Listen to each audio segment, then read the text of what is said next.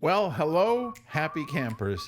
Today, we're going to look at the Dynamax Isata 5 Xplorer Edition. And this is a Super C RV that, when I saw it, absolutely stopped me in my tracks. Now, I will tell you, this is a prototype, apparently. I don't believe you can get this exact version, but I bet you'll be able to, because this thing was just incredible. I got to speak with Brian Clemens from Dynamax, and rather than have me babble on, here's our interview and walk around with Brian. I have the privilege of being with Brian Clemens from Dynamax, and he said something almost fell over. Yeah, it's back in, I think, 06, 07. I had a company, Canada Dream, out of Canada that does basically motorhomes to tour across Canada. And to extend that season, we created for them a winter unit, something that they could take and use for ski season and extend the season out. And so we went up there, did a little ski trip, and when you come off the ski hill, you know, there's nothing really to do but sit around, have a beverage, and talk about how we can make it better, how we can keep it warmer. And so we created this vehicle to use with no hookups, basically through ski season, to go from ski hill to ski hill to ski hill, and you could spend a week in these things. So when I came over to Dynamax, the goal there was to create that for the retail consumer. And we found that not only did they want to take it into the winter, but you wanted to take it with better insulation into the south where you could keep it cool. And then the off-road side came into it. We had a lot of people that don't want to go park to park, but they go to BLM lands, or they want to take it into the dunes and maybe just into the wet grass. And so that sort of brought us to the Isata 5 Series Extreme Edition, which this has the Xplorer package, which is that extra insulation, solar, lithium batteries. But then we also add the liquid spring suspension, bigger tires and wheels, fully four-wheel drive, and super singles. And how much solar and lithium is on You've this got package? about 1,000 watts of solar and about 480 amp hours of lithium. Wow. And we're expanding that currently. We did that, and then everybody was like, can we get a little bit more? So we're always looking for ways to get more solar and more lithium. So we'll be having option packages here soon. We also have a company, Xbeyond 360, that's doing our batteries, and they've made like a modular tray, sort of like a computer IT rack where you can just slot batteries in. So we'll have 2 available. We think we can figure in 3 or 4 more, so the customer can just slide the battery in, you connect power and ground, and you can expand that 2 more batteries, doubling your lithium package. Wow, that's impressive. Well, let's take a look. Yeah, absolutely. What stopped me was the graphics on this. So yeah, our original, we did what was called Explorer Dark or Explorer Light, which is a mountain scheme. In the industry, we saw so many people doing swoops and swirls and just everybody copying everybody. We wanted to go outside and something simpler, something that wasn't so in your face. And so we created that Explorer package paint, which was just mountains in the background. And then there's a compass that we also ghosted into the image. And that has become sort of a signature of the Explorer series. And we had done the mountain scheme, and for the people out west, we started to get a request, and Michael Wagner, who's our sales rep on the West Coast, sort of pitched this idea on more of a desert theme with the hoodoos in the background and the Segura cactus. And so this is right now one of one, but we're sort of just bringing this out to the expo to see if dealers are also excited about it like we are, and this will become available to select. Wow, I would say if I have any suggestions for RV dealers, this stopped me in my tracks, and I have seen a lot of RVs. It's just beautiful, but it looks like it's got a lot of capability too. So you had said you put a liquid springs suspension package on, Yeah, and obviously 4-wheel drive. Yeah, and these are basically military tires, so they're rated, they are speed limited to 68 miles per hour, but I will tell you, I took this exact vehicle down to our owner's rally, and I'll tell you, 68 is a very comfortable drive. It bothered me not one iota. and it's just quieter driving. You're not trying to get there in a hurry, and that's the whole point of the RV, motorhome specifically, is the journey doesn't start when you arrive. It's sort of the path down. So, you know, you get in it, you're not in a big hurry, just take your time. Enjoy the scenery, stop at the things you want to stop at. And so this has actually worked really well. But the super singles perform better than dualies off-road. We have some videos online where we've taken this to the Oregon Dunes. We've had it actually recover a UTV that wasn't in four-wheel drive. The liquid spring suspension gives you capabilities to raise it for areas where there might be bad clearance, and it will actually lower it as well. You get about 8 inches of total travel. Man, that's significant. What I really like about it is because we were too tall for traditional levelers without carrying a bucket, which we didn't want to do, the liquid spring suspension has what's called earth leveling. And so it levels using the hydraulic pistons. And so whereas hydraulic levelers only go down, and so you just keep raising higher and higher, the liquid spring suspension goes up and down. And so it literally levels within 30 seconds, and it'll go up and down so you don't get yourself too far out of whack. And it's just, you get in, when you stop, you hit the button, 20 to 30 seconds, you're leveled, you walk away. And that's brilliant, because then I've seen some of these Super Cs where you have the leveling jack sticking down, and I'm like, that's the first thing I'm going to knock off if I'm getting in questionable places. Yeah, if you're going to build an off-road vehicle, the last thing you want is low clearance underneath. So that's the other thing, is it saved us weight by not having the hydraulic jack system on there, and also gave us greater ground clearance, which is really what you want on this vehicle. That's, boy. Well, let's take a look around. It looks like absolutely. You've got some great cargo outside. Yeah, we do rotocast boxes because they're easy to clean. If you get water in them, they can wipe them out. They've got drains. We also use basically prime material. And we do this because the gray, which is what they call virgin plastic, the regrind or the retread or recycled stuff is typically black. But I like the gray because it gives you way more light in the cargo space. So if it's dim light or whatever, it's just brighter inside. We've got a Truma water heater up front, which gives you on demand. We also use, for boondockers, the Recirc line, so it's the Comfort Plus. So that means you have hot water through the lines. That way now you're not waiting to get hot water. It's almost always there. That's a great idea. And Truma is probably the gold standard of tankless water heaters. Yeah, we switched to it years ago when another on-demand OEM said, well, these aren't really meant for Navy showers or boondocking. And I'm like, then come pick them up, because that's what our customers do. Exactly. And they do This sit is power. the kind of difference that it makes when you are an RVer designing RVs, as opposed to, you know, someone in a desk or whatever. Now, this looks like it's ready for a generator. Well, this is actually sort of part of the signature package of the Xplorer, where we add insulation into the utility bay, so the black and gray tanks are above there, and then we heat that compartment. So if you get into cold weather camping, we're going to heat that whole space. So you have some heated storage, if you have ski boots back here, and on the other side, that's where all your connections are going to be. Because a lot of people put heating pads, and yes, that protects the tanks, but you're not protecting the valves, which is really the weak link, or the water filter and the threads in the thing. We've seen those crack too. So that goes all the way, the black and gray tank, so that goes all the way through the insulation, and then also heated. And obviously they're supported for off-roading, the tanks. Yes, yes. And here's a battery. Here's the tray lithium, and here you've got 400 amp hours of lithium. With an additional spot, we could do another one. We always use, nowadays for lithium, we do the Victron Smart Shunt, so it's app controlled. But again, you talk about the gold standard. We've used other things, but we find that Victron just does a really good job in the aftermarket and the DIYers, and it's just a very, very reliable product. It's not the least expensive product in the market, but again, we just like stuff that works. Yeah, cheaper isn't better. The other thing we see, a lot of people that don't use RVs and have never off-roaded an RV, a lot of guys are doing like full fiberglass caps.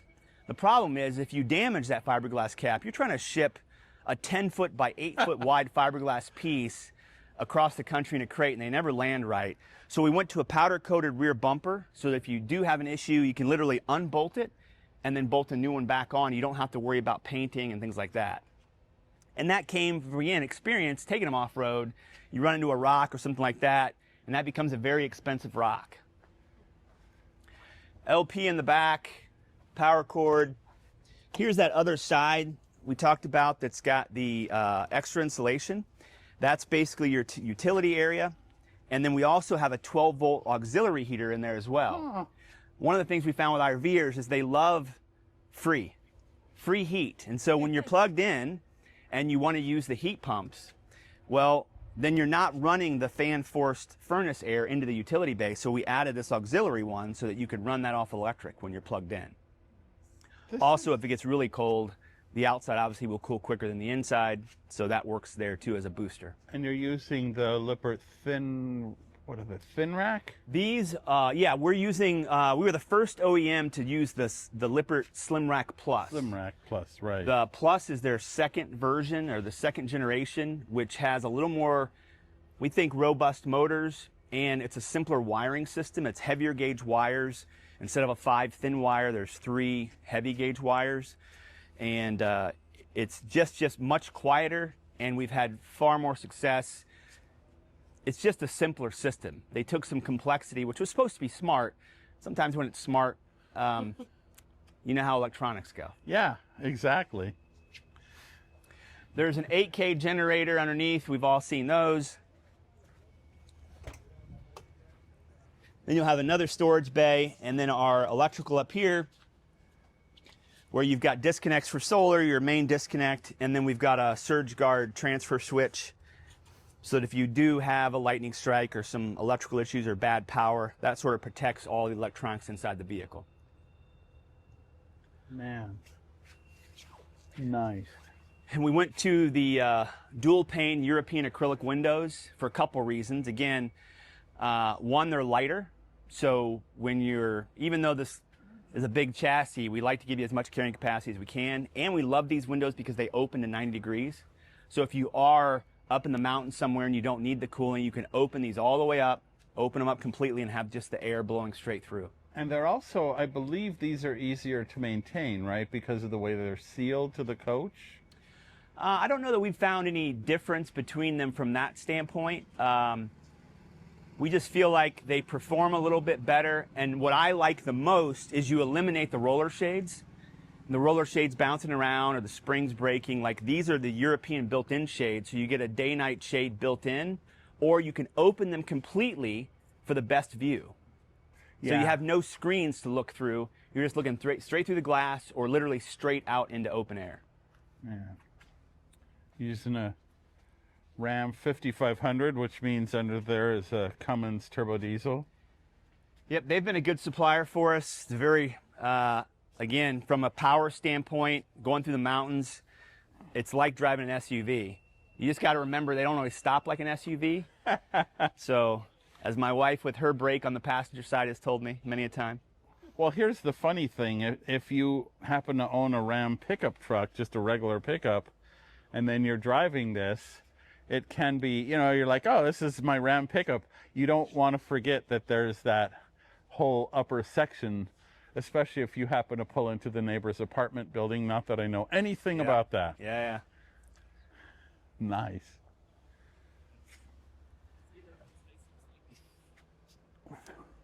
Then, of course, up front, we do the buck stop trail ready bumper.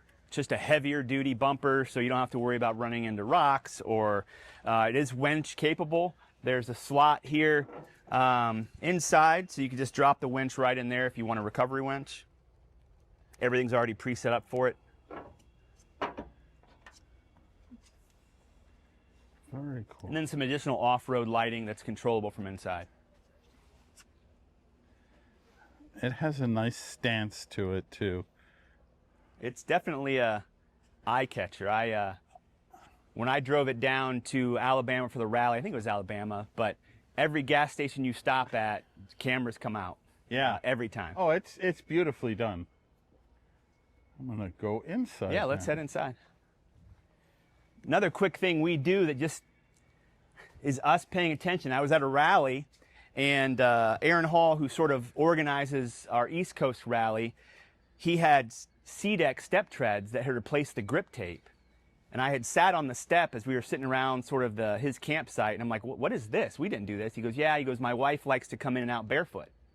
And so the grip tape is a little on the rough side. So C-deck makes step tread. So we started doing this because it's just softer underfoot. It's not as aggressive as the grip tread. It's very, very easy to clean off. It's what they use in marine flooring. And so we went that route, and I've started to add that to some of the other divisions as well, just because it's just a little nicer. And if our customers are doing it, then it's something we're like, why wouldn't we do it? But come on inside. I see you have full observation cameras too.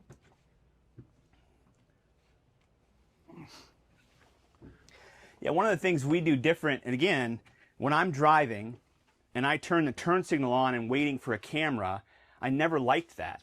I want to see before I turn my turn signal on. So we do what's called a quad view camera, which gives you right, left, horizon, and hitch view all at the same time. So you don't have to wait for the turn signal to show you one side. You literally have all 4 views simultaneously as you're driving.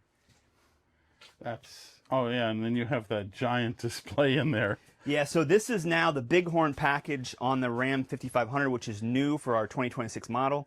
And then you've got the backup camera, and then it's a 12-inch screen now on the Ram 5500, which is new for this year. The way this cab sits also, my son, who I don't know how many times he'll be coming with us again, but at 19 in the last rally, the nice thing about the bunk in the 5 Series is it's so tall, you can sit upright. So that became his space until, of course, we got the recliners. And now as soon as he wakes up, he climbs down here with his blanket, and he's in the recliners for the rest of the trip. That's where I'd be. Well, not really. I couldn't reach the beer from the recliner. When the slide comes in, you might. Oh yeah. Extension arm. Yeah. Oh, these are nicely finished too. We do as many as we can because we know how people are. They're avid about pantries. All the drawers we do are soft close, self-latching, because when you break a bunch of those little plastic ones, you prefer to have soft close drawers that self-latch. Mm-hmm. The other thing we try to do across the board where we can is we use 12-volt compressor-driven fridges, so you don't have absorption fridges to worry about. And the nice thing about the 12-volt RV design fridges is they latch every time. As someone who may or may not have forgotten to latch the fridge and may or may not have bought a bottle of beer, you make that mistake one time, and then you hear about it for the rest of your life. Yeah, it's funny how that works. You hypothetically. Have three burner propane oven or stove oven. Yeah, range, and then we just find with the induction cooktop that now comes with air fryer, it just gives you more space. It's cleaner, and it gives you more drawer space if you don't have a dedicated oven. When you can sort of make this the oven. And does the inverter run everything in here? This is a whole house inverter. Okay. So everything will run off the inverter. And with the 12-volt fridge native, you can shut the inverter off if you just want to keep the fridge going and just run your 12-volt appliances. But the inverter will run everything. You're not trying to figure out what outlets are inverted because everything is. Very nice. Boy, Brian, I have to say you've done an exceptional job with this. If dealers are interested, they can reach out to you. They obviously are already absolutely know where to find. But if as someone who looks at a lot of RVs, I would say it's seldom I get stopped in my tracks, and this absolutely did it. And then talking to you, the thinking that went into this, I'm very impressed with what you've done here. So appreciate it. I appreciate your taking the time to share what you've done. And yeah, our pleasure. And I hope to see these on dealer lots. All right. Nice meeting you. Nice appreciate meeting you by. too. So what did you think? I mean, the exterior graphics are fantastic on this to me. Everybody's got different taste. But also just the thinking that went into this and the attention to detail. And it shows how when somebody is an RVer, they create a different product than someone who's just sitting behind a desk. And this Isata 5 really shows that off to me. Few things I really liked that we didn't talk about. I saw shutoffs for individual plumbing fixtures, big plus in my book. I also really like the attention to detail with the solar system and the fact that it levels using the suspension instead of those stupid push down rods, the leveling jacks that are so common that just seems so ridiculous. But anyway, now we do have a full written review of this RV, and that also has the full specs, and it has our RV report card. And I will tell you, this thing almost got a perfect score, which is pretty incredible for any RV. But man, they keep hitting home runs with this. So we also have at our home on the web, in addition to the full review, we have discounts, deals, our weekly RV and travel podcast, and so much more. So we hope you join us over there. And in the meantime, stressless camping.